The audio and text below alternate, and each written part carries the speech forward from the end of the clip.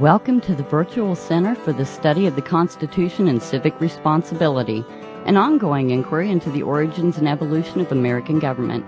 The Executive Director of the Virtual Center is Dr. Bill O'Brien. He's also the host of this discussion, and here he is, Dr. Bill O'Brien. Thank you, Agnes, and welcome to a Tuesday edition of the Virtual Center for the Study of the Constitution and Civic Responsibility. Today is the day after the 4th of July. It is the 5th of July, surprisingly, in the year 2016. And it's a pleasure to be with you on this, our second day of the week.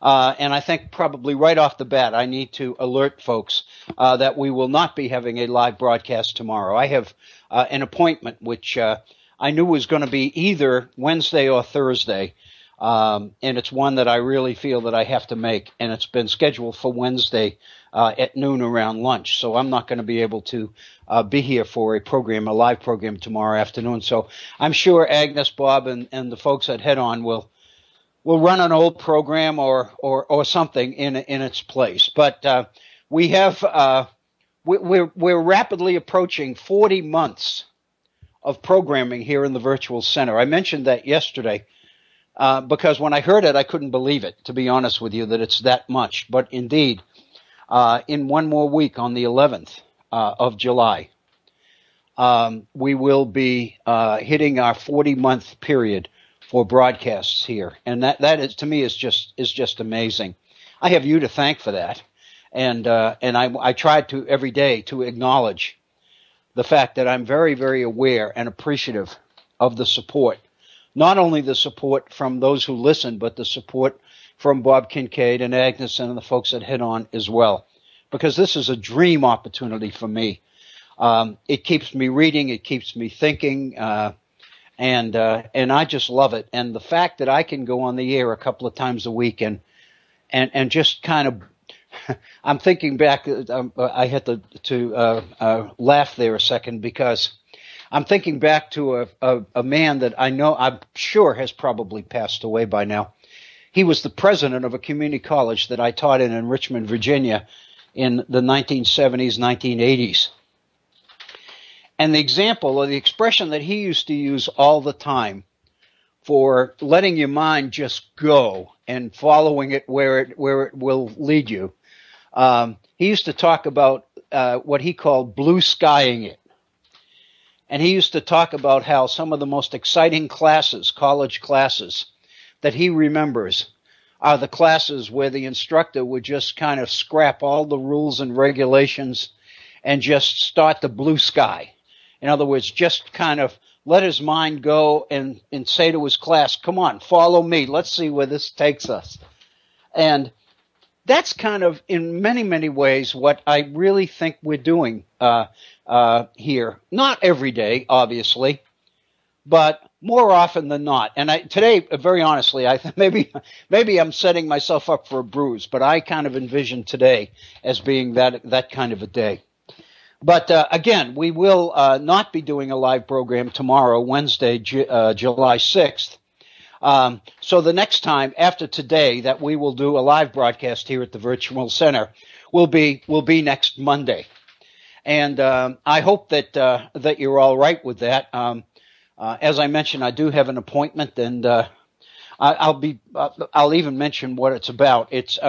I'm still doing everything I can do to get a program off the ground that we talked about here at the Virtual Center several weeks ago, about this idea of an education, college preparation education for those people who are not qualified at present to go to college or will not be recruited.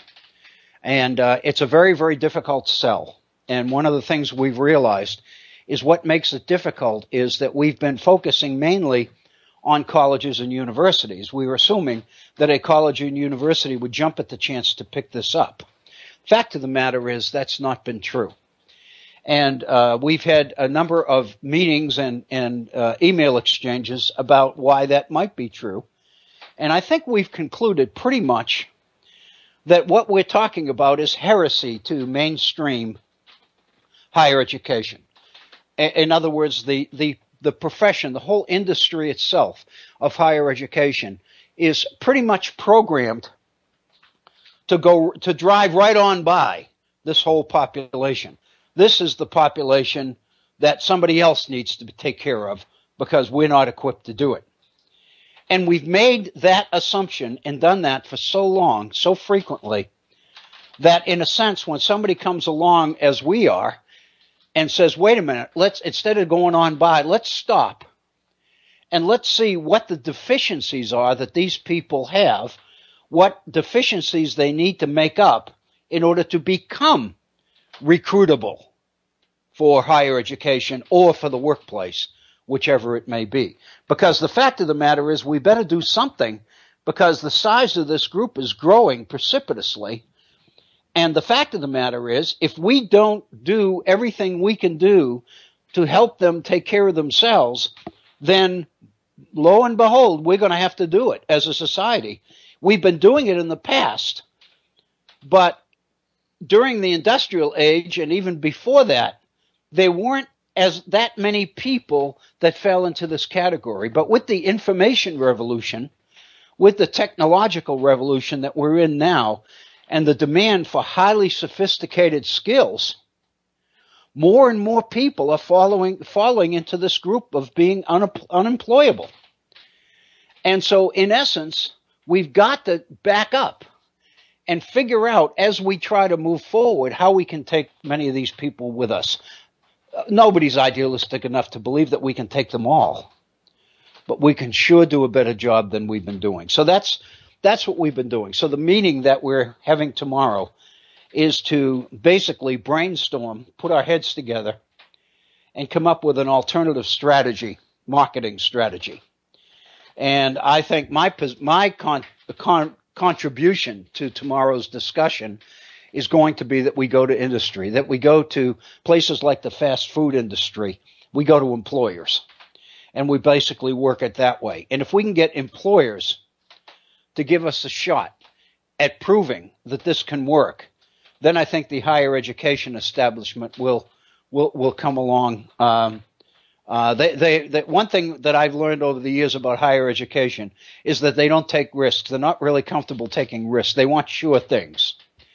And so they're not going to take on something that might work. They want evidence that what they are taking on does work.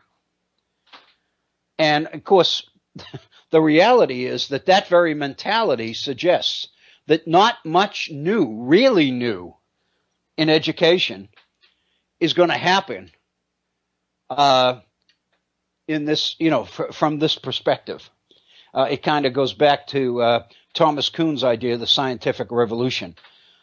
Scientific revolution, real change, doesn't happen from an industry or within an industry that has been developed, that has grown around the current assumptions that dominate society.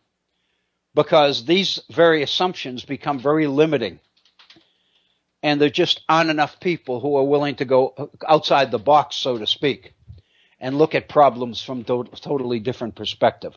And that's pretty much what we're talking about. And getting people to buy into it is a lot more difficult than we anticipated it would be. So anyway, that's the meeting we're scheduled to have tomorrow. And so I wanted to make sure. And today, because we are on our Tuesday schedule of only being together for 90 minutes, we probably will not take a break at the top of the hour, which means that I won't have the opportunity to remind you again before we leave the air today that we'll not be doing a live program tomorrow. So I wanted to make sure that everybody knew that. I'll put a little something on Facebook later today or this evening, letting people know that we won't be doing a live program tomorrow as well. Yesterday, as many of you know, on the 4th of July, we spent the entire 2 hours on Thomas Jefferson. And very, very honestly, and some people really find it difficult to believe this, we spent the entire 2 hours on one sentence of Jefferson's Declaration of Independence, the usually considered to be the premier sentence in what is referred to is the preamble of Jefferson's Declaration of Independence. The sentence that begins, "We hold these truths to be self-evident." And we spent the entire 2 hours on that. We talked about what Jefferson seemed to mean by self-evident truths, what he meant by unalienable rights, what he meant by equality, and the variable that we introduced into the equation that's never there usually when people discuss Jefferson or discuss the Declaration is the idea of the moral sense.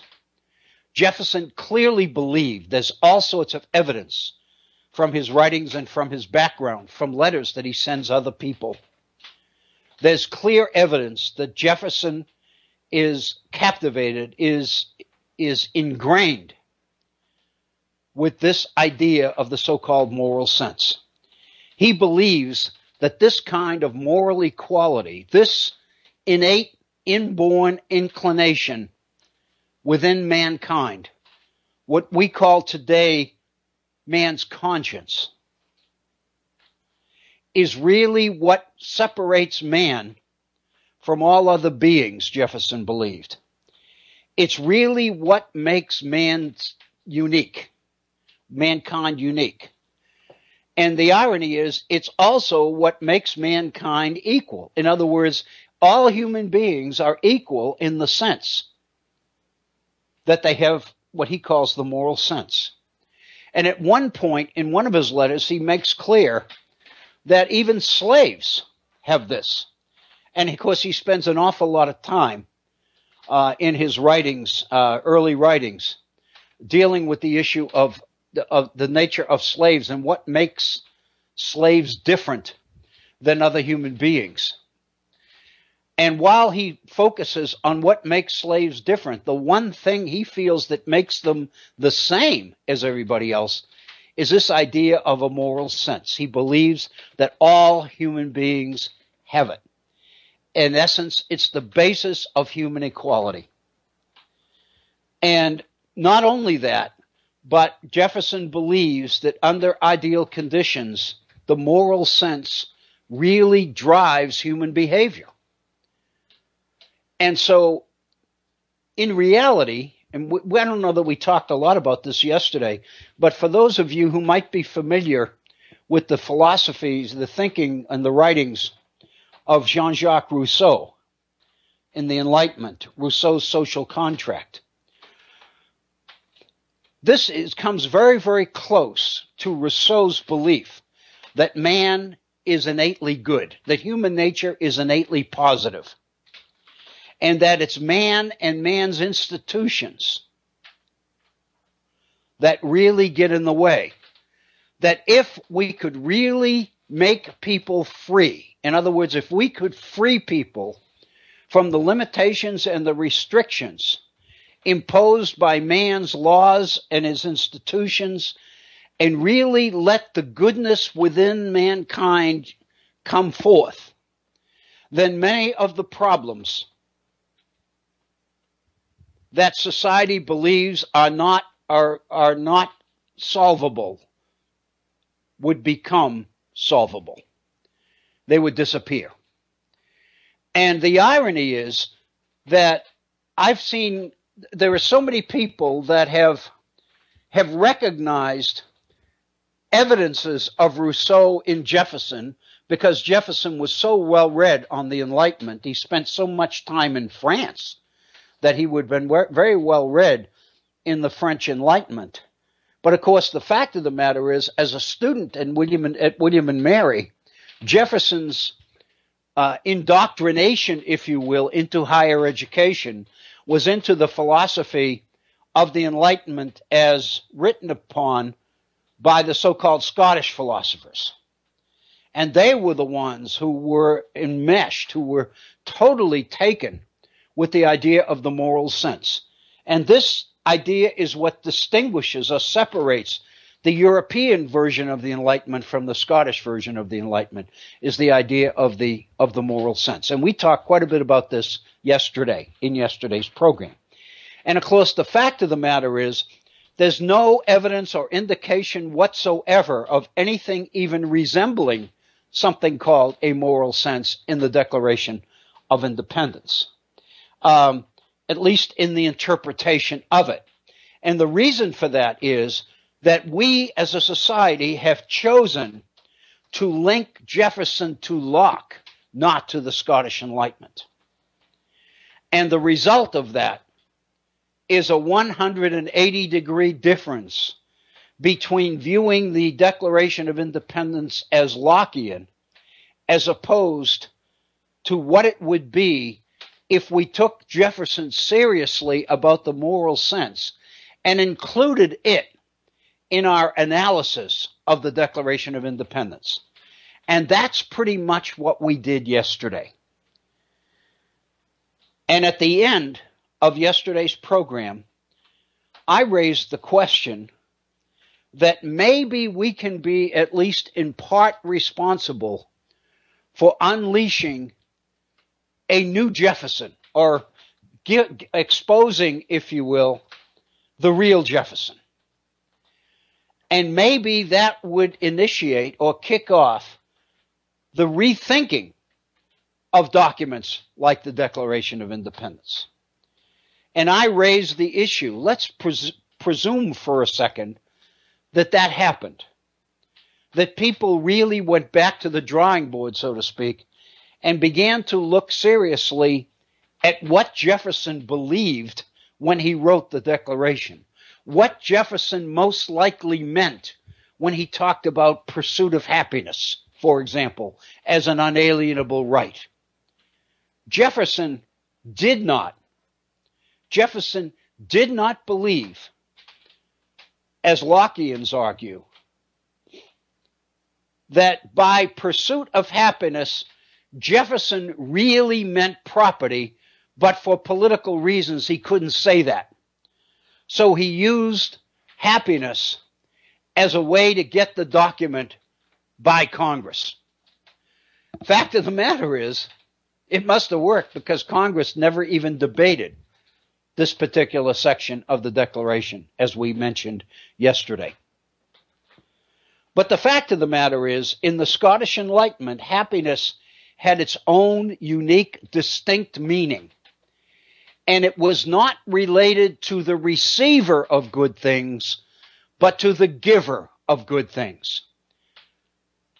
In Jefferson's thinking, in Scottish Enlightenment philosophy, happiness was the sense of fulfillment that one experiences when he has the resources and the wherewithal to contribute to the quality of life of his fellow man. When we have some opportunity, some occasion to do something for others that is successful, the sense of fulfillment that we get from that is, as we know, if we think about it, immeasurable. To Jefferson, that's what happiness is. So when one is pursuing happiness, one is pursuing whatever means might be available to bring that about, to make that happen. That's what drives man, the desire to do for others, not to acquire for himself.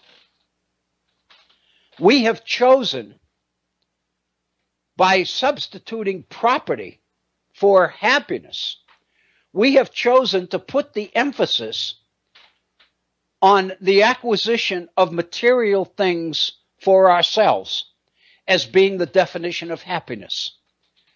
Our entire culture, our entire economy is driven by the idea that man is self-interested, that factions, as Madison explained it, are sown in the nature of man. In other words, self-interest is so dominant in mankind, Madison suggests in Federalist Number 10, that man is going to use his brain, use his sense of reason, to realize that if he finds others who agree with him, and if he unites with others, he has a better chance of satisfying his self-interest if he is able to find a group of people with that same interest.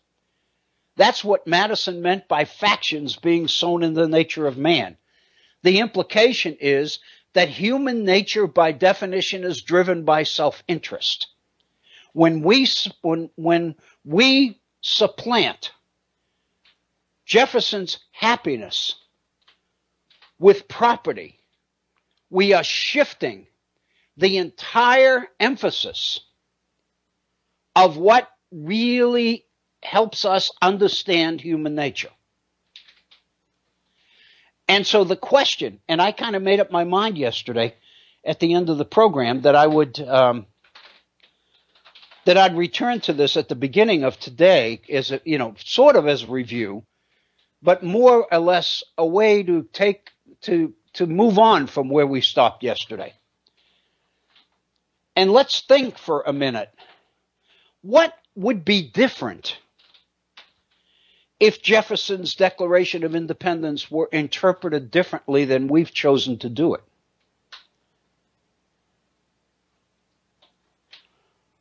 The way we've looked at it, liberty, life, liberty, and property, the three unalienable rights that Jefferson identifies, liberty is the freedom necessary to pursue happiness.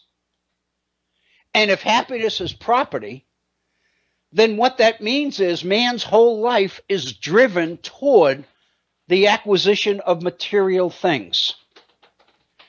And lo and behold, that's the same engine that drives capitalism. Surprise, surprise, surprise. No wonder it's popular. So what that means is that we, and when I use the word we, I mean, the more influential groups in mankind through the generations, we seem to have chosen that as a way to use Jefferson to support the way of life that we have chosen in this country, which is free enterprise capitalism and expansionism and an emphasis on individual freedom. Obviously, if Jefferson's moral sense was given its due, if it was really recognized for what it is within Jefferson's Declaration of Independence, then more attention would have been paid to Jefferson's statement that man is really a social animal. God created man to coexist with other men. Man is a social animal.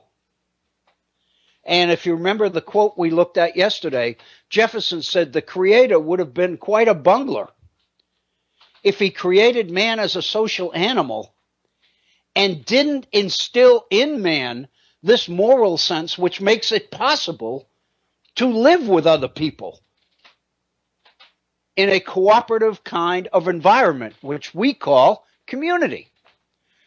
So in a sense, and I was thinking about this after the program yesterday, in a sense then, the Jefferson that we have chosen to emphasize and put in our textbooks is a Jefferson which celebrates or features the individual self-interest, individual success, individual achievement, individual progress, individual wealth, individual power, individual influence.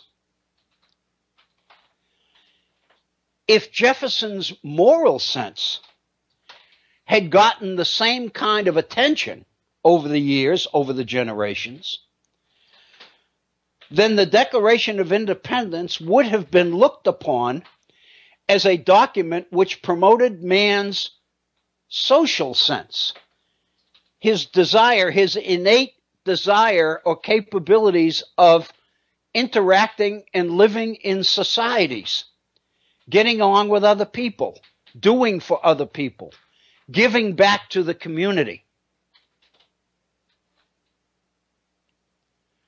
In a sense, then, the dichotomy or the difference between the two is striking. We have a society now which preaches the value of individualism and liberty, freedom, individual freedom.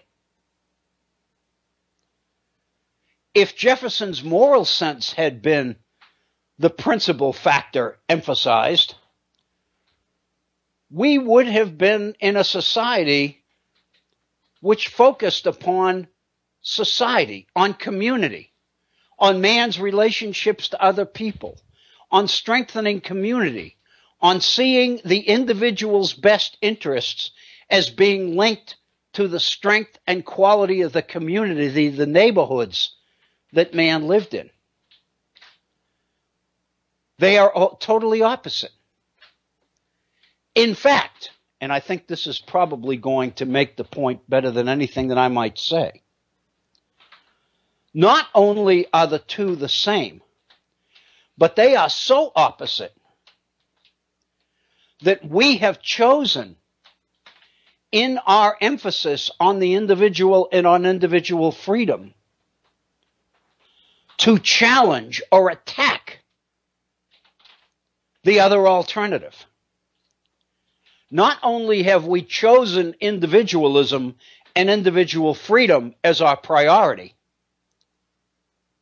we also include with it the threat of an emphasis on community, which we call communism. We are so afraid. This is so opposed, so antithetical to everything we as a society have chosen to emphasize that we have adopted a strategy of attacking it and distrusting those who emphasize community as latent communists, as, and this is the Bernie Sanders term we're hearing thrown around, democratic socialists. The implication is these people are un-American. I would suggest to you, if we looked at Jefferson's Declaration of Independence as Jefferson really intended it, that might be the definition of Americanism, not the one that we've chosen instead. We have made a political decision in the way we have read history, in the way we have chosen to use Jefferson. And in many cases, we have decided to jettison Jefferson when his letters and his ideas become so difficult for us to accommodate and stomach that we have no option except to challenge him and accuse him of being an idealist whose feet are not even firmly planted on the ground. He's a thinker, he's a romantic, he's a dreamer, rather than being practical and realistic, which is what we emphasize. One other piece that I think pretty much fits logically onto what we did yesterday is the issue of religion.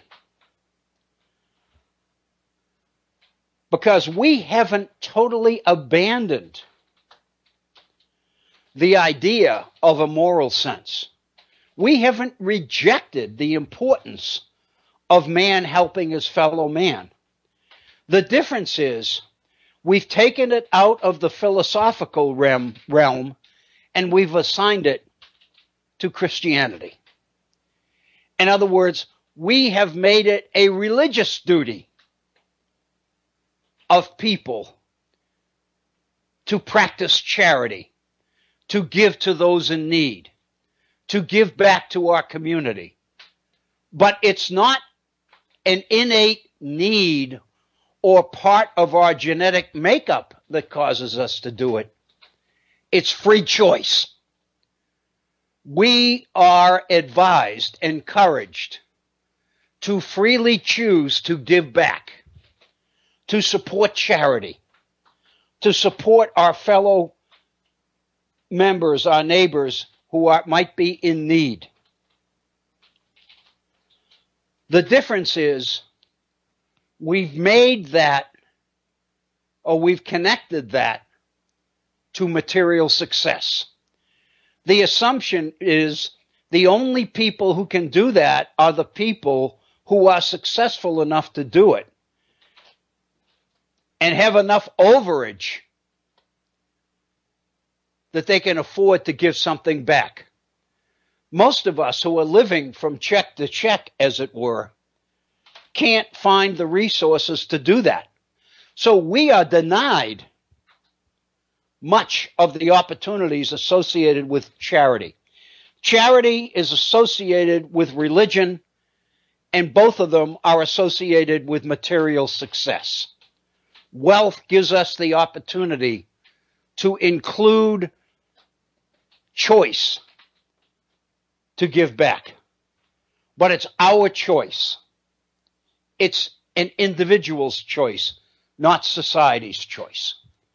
What's the greatest danger that meshed in the ideas of individual freedom and free enterprise capitalism? The biggest threat is when what you do ceases to be your choice and somebody makes you do it. Government makes you do it.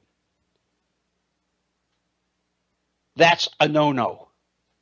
It has to be an individual choice. It has to be the result of individual free choice. So all of these principles we have redefined in such a way that they fit neatly into our worldview, which is a worldview that we have chosen.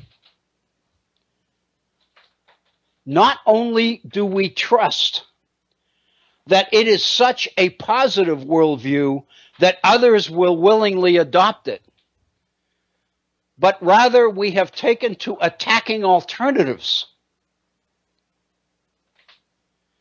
and in finding ways to manipulate political and international situations in such a way that we force people into this worldview, into our frame of reference, into our world, into the civilized world. Of course, the implication, if you are entering the civilized world, then the implication is those outside it are uncivilized, or semi-civilized, or backward, or underdeveloped. And of course, there are racial overtones to that because most of the people that we assign those labels to are non-white. So our entire worldview seems to take shape based on the kinds of choices we made. Obviously, not all directly on how we choose to interpret Jefferson. But it's because of that worldview, it's because of those choices we made that we look for reinforcement for that worldview in Jefferson. And we found it. And once we found it, we put the stamp of approval on it. We made it the definitive, the only interpretation of Jefferson's Declaration that exists. We put it in our textbooks, and we've required our children to memorize it.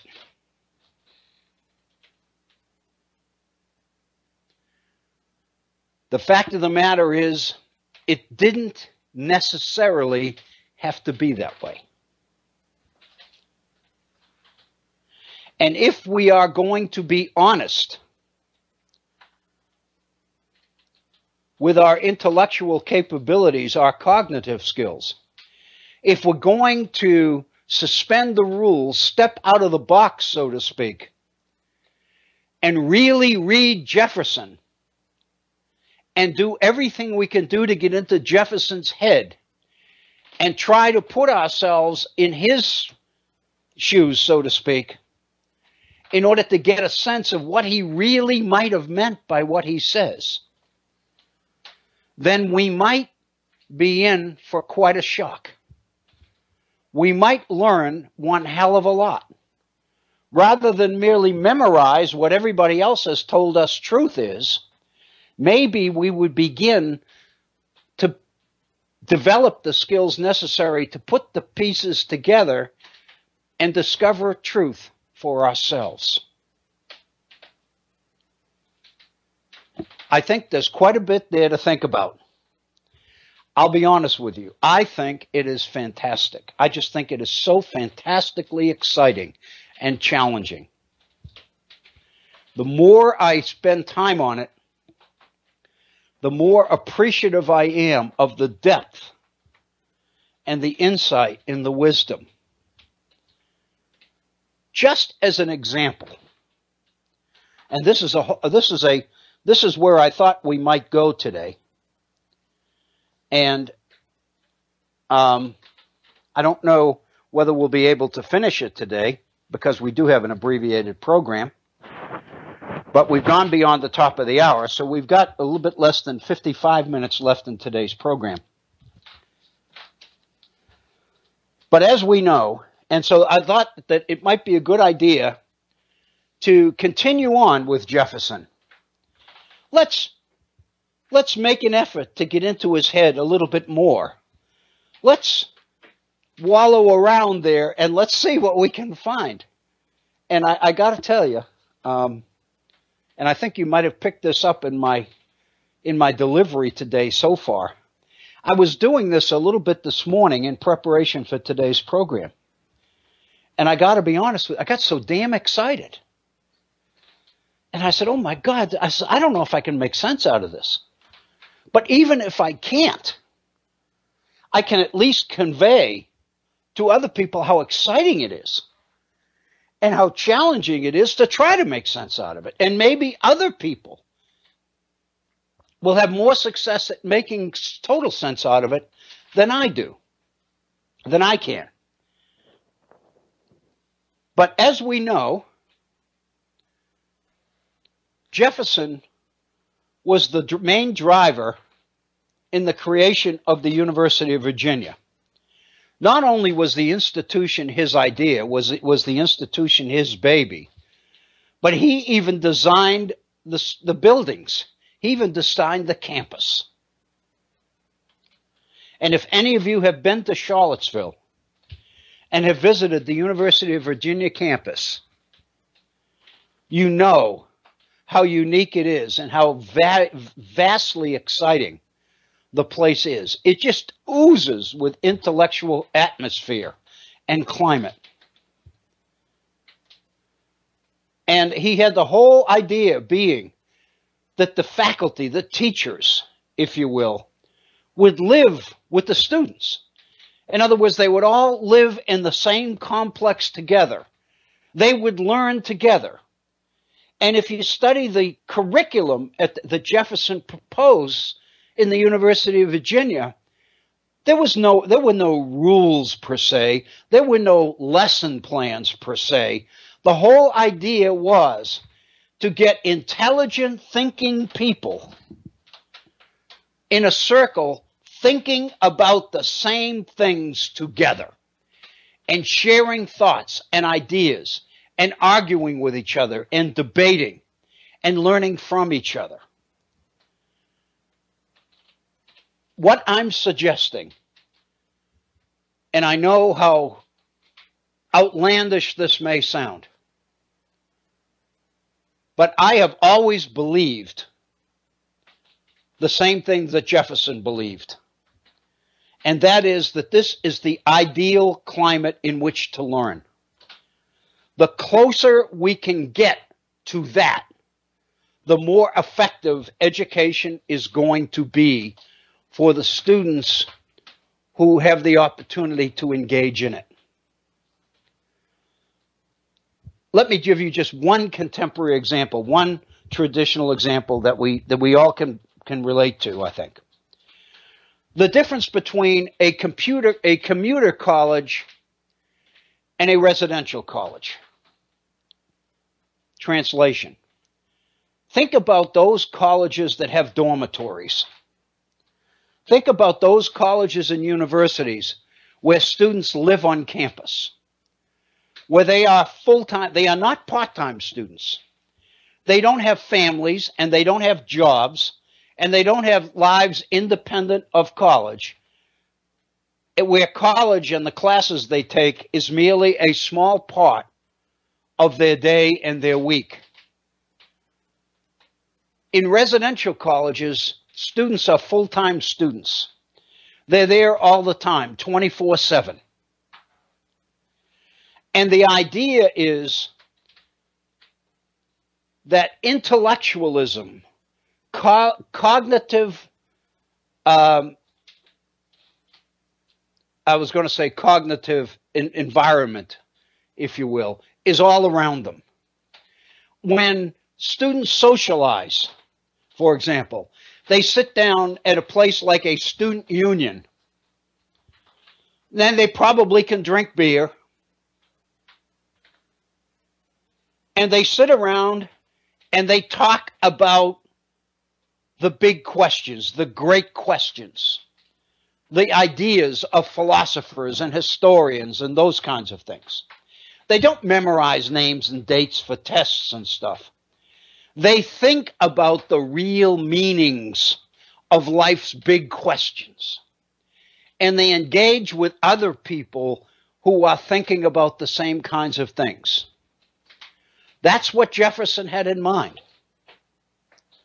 That's what residential colleges are set up to do. In its own way, that's what I envision the virtual center to be. Using technology, making it unnecessary for people to physically come here and all of us get in one place. But if we all turn to the same internet site and we open up the phones, if you will, and open up the internet and chat lines, we can actually engage in that kind of a learning cognitive experience. And as technology continues to improve with programs like Skype and with the program of Apple, the equivalent of Skype with Apple. I can't remember the name of it right now because I don't have it. But the idea that you can have visual contact as well as audio contact. What we are moving towards is the opportunity to technologically recreate the physical classroom environment and move further and further in the direction of what Jefferson dreamed about for the University of Virginia. That's the goal. That's the ideal. That's the solid gold Cadillac, if you will, of learning. Contrast that with the commuter college, where most students go to class and then go back home or go to work, go to a job, raise a family, whatever. There's no way that the educational experience can be equivalent. There's no way. Somehow, we've got to find a way to capture, and I think we can use technology to do it. We've got to find a way to capture the best parts of the residential learning experience and make them available to people that can't physically move onto campus and make being a student the be-all and end-all of their day-to-day lives. Most people can't do that. The irony is the only ones that can do that are the sons and daughters of the wealthy. And that gets us into the whole question of elitism in education. And whether, in fact, we're giving commuters a second-class education, but calling it a university-level education. I think you can begin to see some of the challenges here. But the fact of the matter is, that's what Jefferson believed education was all about. That's what Jefferson believed learning was all about. And that's what Jefferson believed groups of people learning together was all about. And what made everybody equal, according to Jefferson, was this moral sense.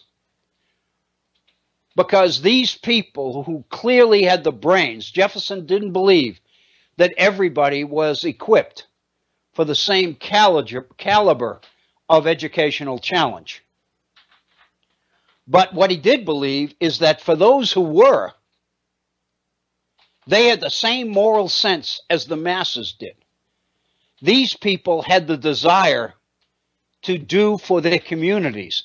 What made their situation different is they had the wherewithal, the wealth, and the power and the influence to make it happen.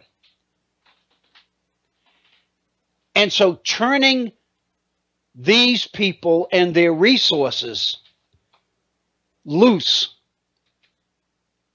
in order to do for the community, for society, would really raise all boats, if you will. That doesn't mean that they're the only ones who have the moral sense. Everybody has it, but obviously these people can do more with it, materially. Jefferson is aware of that. In a letter that Jefferson wrote to William Roscoe in 1820, now remember, Jefferson is president from 1800 to 1808. So 1820 is 12 years after Jefferson leaves the presidency. So Jefferson's getting up there in years. In fact, as we know, Jefferson is going to pass away in, I believe, 1826 on the 4th of July, on the same day that John Adams also dies. On the 20th of December, 1820, Jefferson wrote to William Roscoe, R-O-S-C-O-E, and talked about his plans for the University of Virginia. And this is what he said, quote, "This institution will be based on the illimitable freedom," tongue-tied there. "This institution will be based on the illimitable freedom of the human mind. For here we are not afraid to follow truth wherever it may lead, nor to tolerate any error so long as reason is left free to combat it. We are looking with wonder at what is passing among you." Unquote. Jefferson is pretty well in this letter defining what he envisions the University of Virginia to be. A place where bright people will come together to learn together and pursue truth wherever it leads them.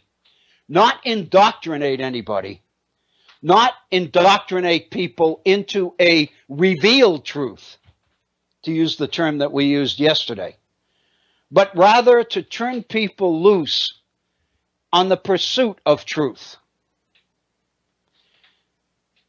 And the one thing that has to happen is that man's reason, man's ability to think,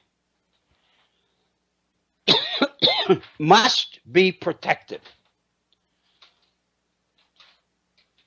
In other words, people on the campus must be free to pursue ideas wherever they may take them, however unpopular they may be.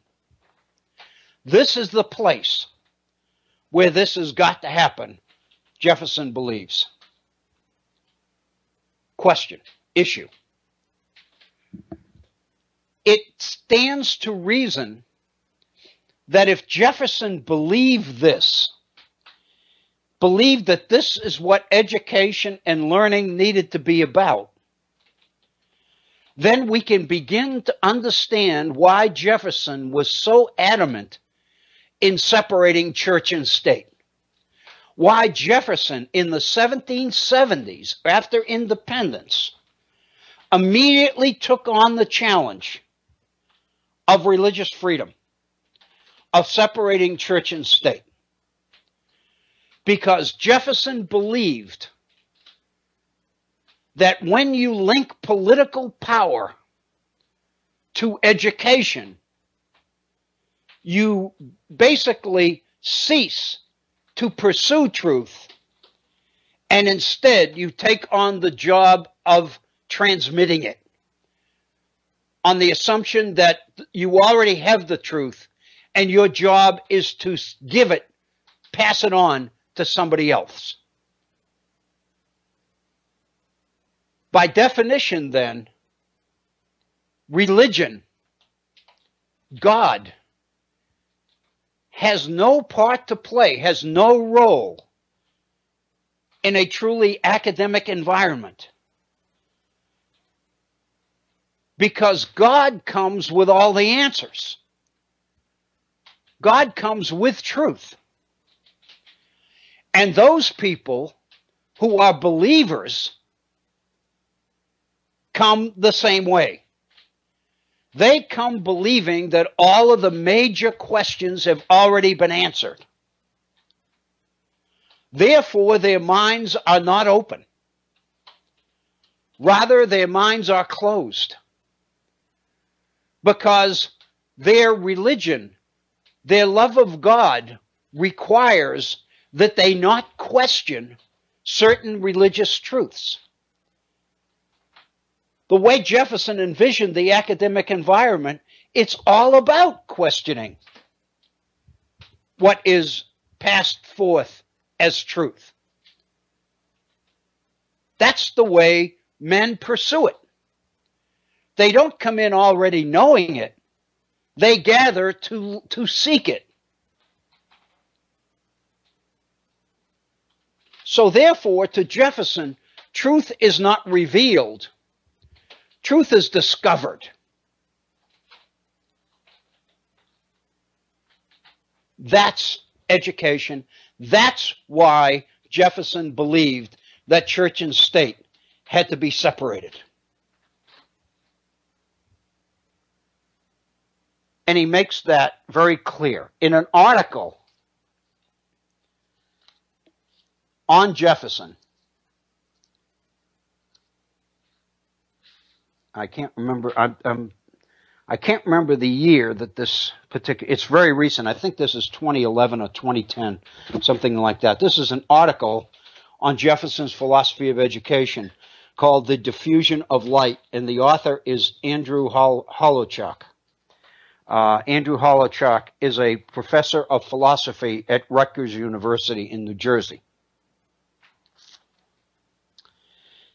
Anyway, in this particular document, Holochuk looks at Jefferson's approach to education. We spent quite a bit of time here looking at his in the 1770s to divide Virginia into, up into districts, into a series of hundreds, so to speak, and have an elementary school in each one, and mandate that all children, rich and poor alike, go to school for a minimum of 3 years, et cetera, et cetera, et cetera. We looked at all of that. We actually read that document. Holochuk makes the point that in 1776, right after independence was declared, right after Jefferson's Declaration was adopted, Jefferson took it upon himself to begin to work on the kinds of legislation he believed Virginia needed to move toward. And he formed a group. He put together a group, or it's a committee, although I don't think it's a formal committee. The people on it: Thomas Ludwell Lee, George Mason, Edmund Pendleton, George Wythe, and Jefferson, to revise the laws of Virginia. Now that we were declaring independence, it was time to look at all the existing laws and change them. And Jefferson took this on. And as this author makes clear, Andrew Holochuk, the group of 7 quickly was reduced to a group of 3. Because Lee died, George Mason withdrew because he didn't really feel that he had the legal background to revise the state's laws. So the fact of the matter is, it ended up that there were 3 people working on these, and the major work was done by Jefferson. I didn't know this, but Holochok makes the point that this group, working independently, drafted 126 different pieces of legislation for the Virginia General Assembly to consider. 4 of the bills, 4 of the 126, were education bills. They were numbered 79 to 82 in the list. 4 bills drafted by Jefferson concerned educational reform. Jefferson said in his autobiography, "I consider 4 of these bills, passed or reported, as forming a system by which every fiber would be eradicated of ancient or future aristocracy and a foundation laid for a government truly Republican," unquote. Jefferson believed that these education bills were absolutely vital to the success of the Republic with the coming of independence. The first bill proposed to divide Virginia into wards, or as he called them, hundreds.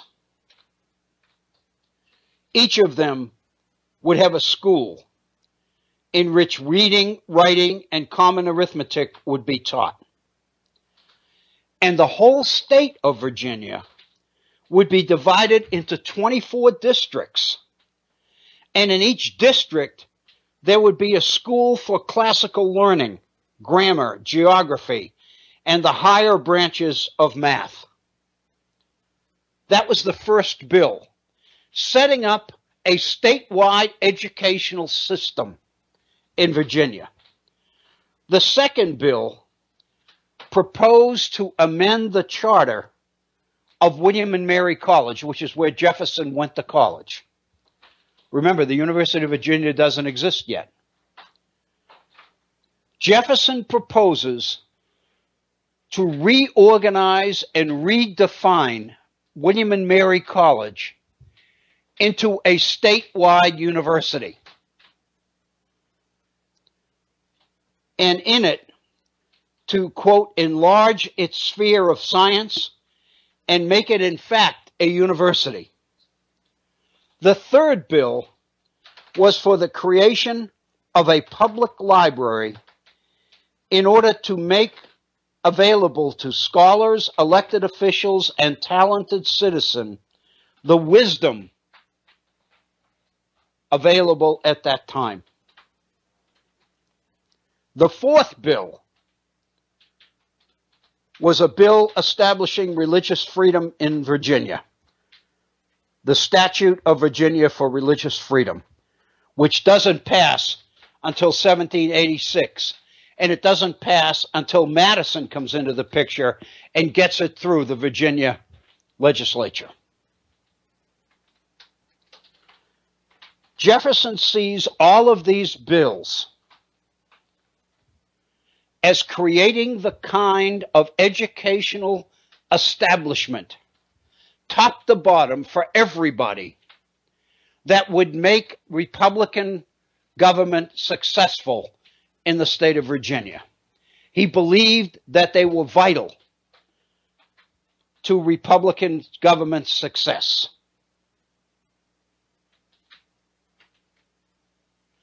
Obviously, his decision later on to take on the University of Virginia speaks to the fact that he was unable to move the visitors of William and Mary College. Because William and Mary wouldn't go along, Jefferson decided to create his own institution that would do it. It sounds a little bit like Donald Trump, doesn't it? But the fact of the matter is, he said, you know, if they won't do what they should do, then damn it, I'll create my own. And he does with the University of Virginia. It's absolutely fantastic what we read, the way this man's mind works. It's just incredible. We have 30 minutes left in today's program. I don't know that it gives us enough time to do this, but I want to spend the remaining time by looking at an aspect of Jefferson's thinking that I didn't know anything about, and I'm guessing that many of you didn't either. So I hope that you will take this as it's intended. This is kind of a learning experience for all of us. I'm not that comfortable with this, but I want to share it with you because I think together we can appreciate and learn from it. This is a letter written to John Adams. I want to spend some time on the very specifics of this letter because I'm reluctant to summarize it. And I think you'll understand why when we get into it. On the 28th of October, 1813, the year after Jefferson leaves the presidency, the White House, and the White House indeed exists then, I do believe, Jefferson writes John Adams, and he tells Jefferson tells Adams in this letter, this is a response to your letters to me of August 16th and September 2nd. I want to get my hands on those letters, but as yet I don't have them. This is what Jefferson says to John Adams. According to the reservation between us of taking up one of the subjects of our correspondence at a time, I turn to your letters of August 16th and September 2nd. Let me just make a comment about that line. Jefferson says to Adams, you remember that we agreed that we can't solve all the world's problems at one time. So what we decided to do was talk about one issue at a time. And then he says, here's the first one, let's go. Can you even imagine how exciting that is? To say, here are two well-educated, intelligent people who have established a correspondence between them. They've been political enemies. If you remember, during the late 90s, John Adams was president, Jefferson was vice president, and Jefferson ultimately, Jefferson was vice president under Washington, was Secretary of State under Washington. He was vice president under Adams. He was the leader of the Republican opposition. He ended up running against Adams in 1800 and getting elected. So they had a lot of political history to get around. But in spite of it, here are these two guys, many years after they are politically active, deciding to engage in a correspondence to take on some of the major issues of mankind, one at a time. I just think that is absolutely delicious. So, I mean, I just find that to be encouraging. And then Jefferson proceeds to quote Jefferson's letter, to quote Adams's letter. and make reference to it. And he says the following: the passage you quote from Theognis, I think, has an ethical rather than a political object. So what he's saying to Adams is, when you quoted this passage from Theognis, which is ancient history, you quoted it or presented it as a political issue. I'm suggesting to you that it's even more of an ethical issue. He says the whole piece is a moral exhortation, and this passage particularly seems to be a reproof to man, who, while with his domestic animals he is curious to improve the race by employing always the finest male, pays no attention to the improvement of his own race, but intermarries with the vicious, the ugly, or the old for considerations of wealth or ambition, unquote. Excuse me. Think about that subject. What Jefferson is talking about here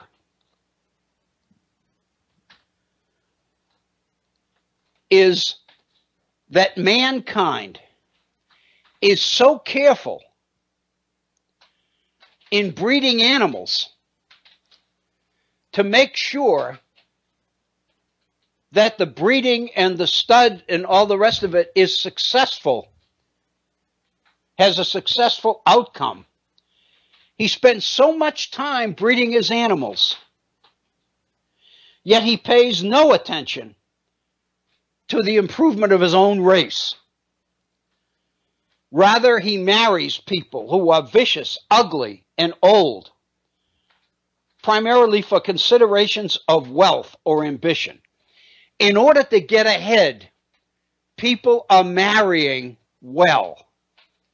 The fact of the matter is, if they would take a lesson from the way we breed animals, they would understand and recognize that they are doing damage to the human race and doing it for financial or political reasons. My God, think of that. And then Jefferson goes, and I just find this fascinating, confusing but fascinating. Jefferson says, concerning the interprocreation of men, how and of whom it shall be in a perfect manner, and according to the laws of modesty and sanctity, conjointly, this is what I think is right. In other words, when we talk about couples coming together and having sexual relationships, Jefferson says, for the powers, the organs, and desires of sexual intercourse have not been given by God to man for the sake of pleasure, but for the procreation of the race. In other things that I've read about Jefferson, it's very clear that Jefferson believes that everything has a purpose, that everything that is here for a reason. Clearly, Jefferson believes that there's a plan. There's a divine plan. He believes that there's a God, that there's a creator. He says that in the Declaration of Independence. But as we shared yesterday in the article we looked at by Jill Lepore, Jefferson didn't believe in the idea of miracles. He believed that there was a creator that's responsible for all of this, that there's a divine plan. There's what we call today an intelligent design to the universe. The difference is Jefferson believed that it was man's challenge to understand that world, to understand that universe. And the way to do it was to use his reason and think, not go to scripture and memorize. That's Jefferson's difference. So what Jefferson is saying here is the reason that the Creator gave men and women sexual desires is not for purposes of pleasure, but to procreate the race. And his logic, his way of thinking, and remember, he's sharing this with John Adams. This is a letter to John Adams.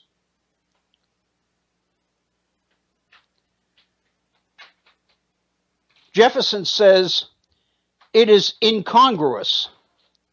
We know that it can't happen for a mortal born to partake of divine life. In other words, we know that nobody lives forever. We know that there aren't certain people who are born who don't die, who continue to procreate. So therefore, the carrying on of the race would be in trouble. It would be jeopardized. But Jefferson says, the immortality of the race being taken away, God fulfilled the purpose by making the generations uninterrupted and continuous. This, therefore, we are especially to lay down as a principle that coition, which is sexual intercourse, is not for the sake of pleasure. Jefferson believes that God did not create a person who would live forever, but in order that the race could go on from generation to generation, God created sexual desires on the part of men and women for purposes of procreating the race. So in other words, what Jefferson is laying out here is what he believes. These questions is about inheritance, about generation, about passing particular genetic qualities on from generation to generation, although he doesn't use the word gene or genetic because we're not there yet. We haven't discovered any of that stuff. Then he goes on, and although he says that's why God gave men and women sexual desires, is for purposes of carrying on the race, because the only other alternative was to create people who live forever, and we know that's incongruous. That ain't happening. Then he goes on and says this, but nature, not trusting to this moral and abstract motive, seems to have provided more securely for the perpetuation of the species by making it the effect of the constitution of both sexes. Not only has the commerce of love been indulged on, this unhallowed impulse, but made subservient also to wealth and ambition by marriages without regard to beauty, the healthiness, the understanding, or the virtue of the subject from which we are to breed. Jefferson said that this desire for wealth, for financial success and ambition, which causes people to marry for it, violates the whole plan, God's whole plan of passing on from generation to generation the very best of the race. The desire for financial success, for position and influence is what captivates us. Consequently, we marry for it. And in the process, we're putting the whole perpetuation of the best that the race has to offer in jeopardy. Jefferson goes on, and I'm going to do this because it's quarter of, and I don't want to lose this opportunity because you can't recreate this. We're in the middle of a story here. Jefferson goes on to point out that the result of this is that we have a whole generation of people who are wealthy, influential, prestigious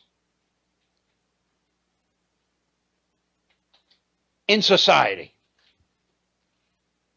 But the fact of the matter is, they don't have the vision, they don't have the wisdom, they don't have the talent, and they don't have the virtue that would be necessary to constitute a real, true aristocracy. And then Jefferson says to John Adams, I agree with you that there is such a thing as a natural aristocracy. It's based on talent and ability. But we don't have it. And the reason we don't have it is because we are being sold short or cheated, if you will, by people whose ambition and desire for financial success leads them to intermarry and in the process lose the virtue and the wisdom and the talent and all that is best in the race, in the culture, that would be passed on, that ought to be being passed on to the next generation. Instead, what we're confronted with is what Jefferson calls an artificial aristocracy. An aristocracy based on wealth and ambition and position and little else. They have positions of power because they're wealthy, because they married into certain families. They don't have the talent and the ability and the virtue and the skill necessary to really lead. Man's desire for success, his ambition, has become so strong that they literally are risking the future of the nation for their own personal success and ambition. And Jefferson says we've got to counter this. How do we do it?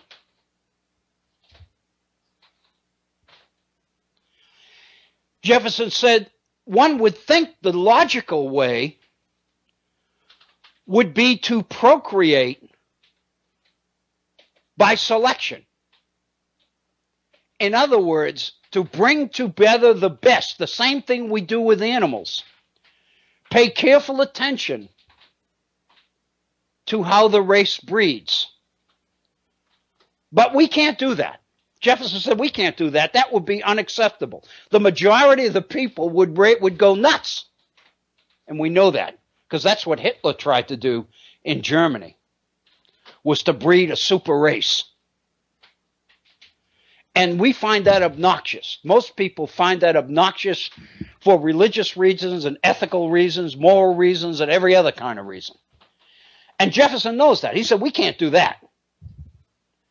But what we can do is we can educate our people to be able to tell the difference. We can educate our people so that they are able to recognize the difference between the wheat and the chaff. That they can really recognize talent and ability and skill and commitment and virtue and true patriotism. And elect it. And put those people in office. People who are willing to put the best interests of the nation, or the best, in his case, the best interests of the state, in the forefront. And put aside their own selfishness, their own self-interest, their own ambition. We can't do it with the people involved. So what we've got to do is make sure that the Republic can do it for us by educating the people properly. And Jefferson believes there are two levels that education must take. The first level is to educate the masses so they'll know what they're looking for, so they can spot true talent, and they can see through empty, selfish, ambitious individuals who are totally driven by their own sense of power and success. People need to be taught to be able to spot that. The second thing we need to do is we need to educate the brightest amongst us so well that we produce our own aristocrats, our own leaders, in such numbers that they will offset the artificial aristocracy. We will use education to create our own natural aristocracy in order to overwhelm the artificial aristocracy. And that's really what he sees the University of Virginia to be about. Education to Jefferson is damn serious business. It's the future of mankind that Jefferson believes is on the table here. This is one of the most fantastic letters I've ever read it. I've read it about 10 times. It is incredible. It's, again, a letter, Jefferson to John Adams.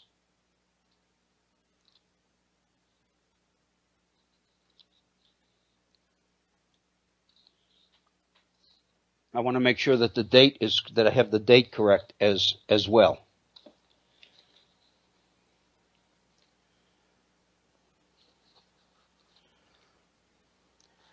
In the course of meandering around the studio here, I laid the document down, and now I need to find it.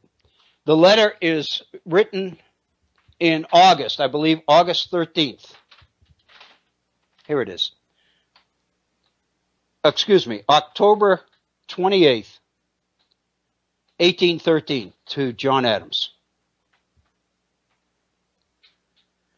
Basically, what Jefferson is saying here is that the very perpetuation of the species is at risk here and is being screwed up by personal ambition and the quest for power. And we have to counter it. Because if these, and this is the point I wanted to pretty much end with, and we have about 6 minutes left in our program today, so I think we're kind of right on time. It appears that what Jefferson is suggesting here, that if we don't do this, if we don't take concrete steps to counter this, then we are going to be saddled with the artificial running thing. They don't have the skills, and they don't have the moral character. They don't have anything that's important to what we would really call a natural aristocracy. Then by getting into positions of power, they will take us down the road to oblivion. They will destroy us. They will destroy this nation. They will destroy the republic. They will destroy all that independence promises us. So this is a matter of national concern, Jefferson is implying in this 1813 letter. And his suggestion is that we've got to do it. And not to make this too political. But it seems to me, if you look around at the election that is taking shape in this country this coming November, we're beginning to see too many evidences of the fact that what Jefferson said might happen is indeed happening here. I saw a poll this morning in which 61% of the people polled said that they were alarmed by the coming election. Because what we are confronted with is two national parties. Each of them will be running a candidate for president of the United States that is the least trusted candidate ever put forth by a major party for the presidency. The implication is we're in trouble. serious trouble. And here's Jefferson in 1813, 203 years ago,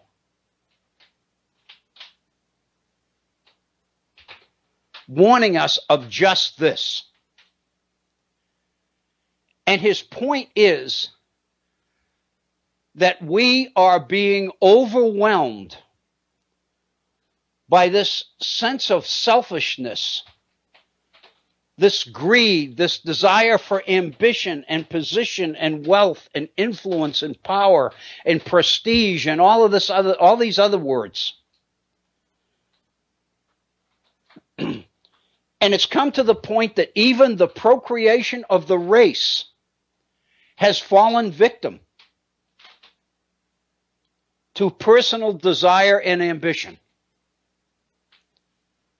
Jefferson's whole approach to education seems to be a desire to counter that. And let me make this point, because although he doesn't talk about it here in direct terms, the clear implication is that Jefferson believes that morality, the moral sense, can be inherited, can be passed on from generation to generation. Remember yesterday when we were looking at the quote from Jefferson in the letter to Peter Carr, in which Jefferson talked about the moral sense. And he said, just like an arm or a leg, morality can be strengthened by exercise. And then he made the point that reading good books is the way to reach people's heart, to touch them where they feel, because that's where morality resides. The implication then is that not only can morality be strengthened, it can also be inherited. It can be passed on like any other trait or any other characteristic. I would suggest to you that if you look at the whole approach to education, not just Jefferson, but all of us in our society, the way we look at education, which focuses on reason, on the brain, I would suggest to you our approach to education is the only acceptable alternative to what Jefferson is proposing here, which is the idea of procreation as a way to strengthen the morality and the ethics of people in this society. I think that one really deserves further thought and reflection. But we don't have time to do that. It's 59 minutes after the hour. We are right at the end of today's program. I want to thank you so much. Again, I kind of warned you, this one is going to be wild. I hope that you found it interesting and that you have things to think about, because we will not be back together again live tomorrow. As I mentioned, our next program will be next Monday. I hope that you have a wonderful evening and a wonderful week. I want to thank you for tuning in to the Virtual Center. I want to thank you for continuing to support the Head On Radio Network and the folks there who work so hard to bring you programs like this one. Thank you so very much. Be safe and be good to each other. Thank you.